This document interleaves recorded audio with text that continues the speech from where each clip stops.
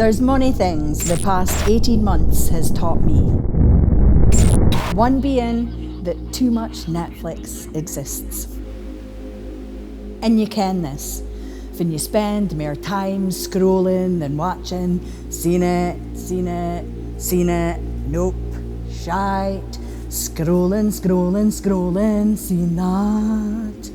Oh God. Is this life now? Trapped between the zoom of doom on computer monitors or the screen of shiny sheen on TV, and if those two don't get you, the phone zone sucks you in. Screen drone, scroll down another YouTube rabbit hole, and before you've had time to think, another evening's gone. Tick, tick, tick. Feel your life slip away into the void of nothing. And I know I'm moaning, so I'll try to bide away from sermonising and telling you fit diddy. Because if you're pointing a finger at somebody, you're pointing free back at yourself. But for my own mental health, I need to get this out my head, off my chest, stop it infecting my wee heart at best, and once I'm done, I can get a rest. So here's an example for recent events. I'm scrolling away on social media, the een that was originally invented to rate American college women, or a CIA tool to track all your business. I'll leave you to decide either or neither. Then, I spy with my judgmental eye a story for a local charity appealing for basics to help refugees. And there's a wee orange scowl in the line of emojis. How could anybody be angry at helping folk to safety for a war-torn country? I'd want to be welcomed if it was me. An angry emoji? That can't be. So I check, 'cause you can. And to my horror, there's 72 of the wee fuckers and 400 comments. As Oni Field Keynes, the best advice in this situation is never read the comments.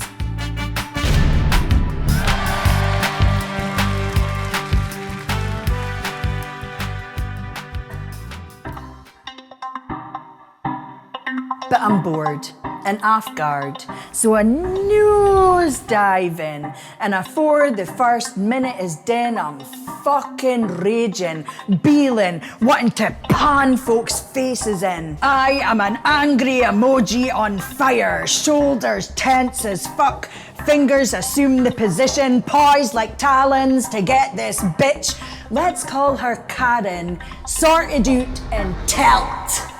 I'm not a hard-hearted person, it's just my opinion, says Karen.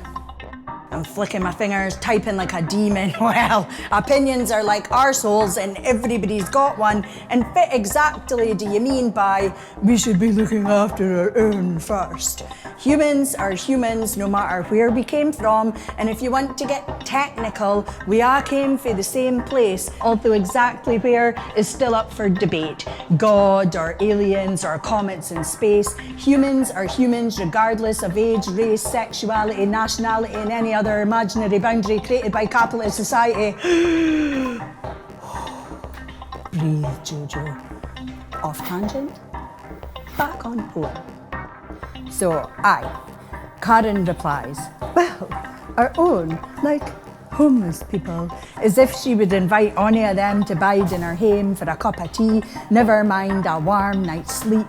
And the reason, Karen, that folk are homeless isn't because there's nae enough for abody, it's because a greedy white man is playing space races and real life monopoly with the rest of us.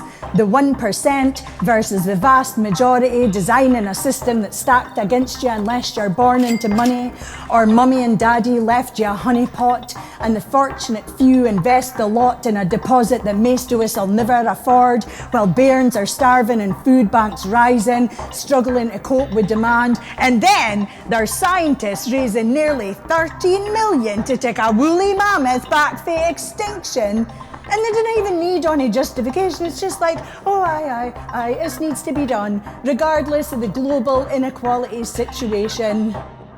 No matter how we graft our faces into the grun, dinna pass go, dinna pick up any cash, 'cause it's a going out the other hand, and every scrap of joy to be had is to be fought for, or else they'll tak atna.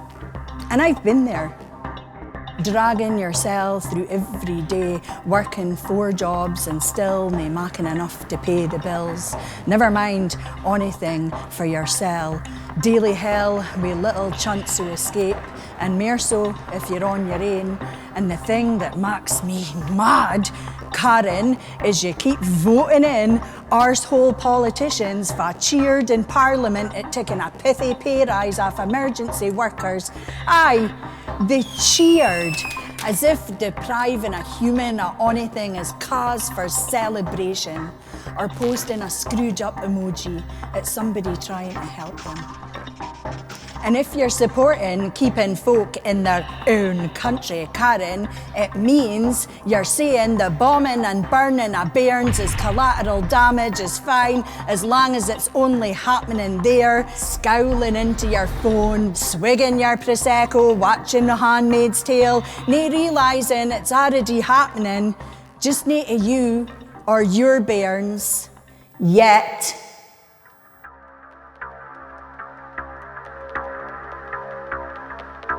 How many angry emojis does it take to change anything? None. And neither will a thumb or a cute wee care bosey, so I didn't reply. I just hammered delete. Karen's made up her mind. She wouldn't listen to me. Nae capable of reason or seeing past her own territory. She bides in a small world indeed. And that's sad. So I didn't reply. I just greet. Let out my frustration at the state to Athen. And I ken there's folk much worse off than me, but there's no point in denying feelings. Toxic positivity doesn't delete despair or sadness. You just hate to feel it. Let them pass. So I shut my yap. Deef it I can. Bide off screens for a day or twa. No more social media. Telly is out. Replace them with music, podcasts, my pile of unread books. Far less stressful and leaving no room for scrolling, or emotional meltdowns for arguing with brick walls. It's a quieter life to plan fit you can do. And I'm nae going to make a list here. I'm far fae perfect and I could ID more. Shouting about good deeds isna humility, and activism isna the futility of sharing outrage on tiny screens, arguing with neeps via posts and tweets. If I've a splinter in my finger, bawling to Abadi about how sore it is when I get my nae wine. 'Cause eventually, I'll hate to do something to take it out. Raising awareness is real and fine, but the real fact is live. It's here, it's outside. So I'll bear that in mind, and then that all equations right. Talk minus action equals shite.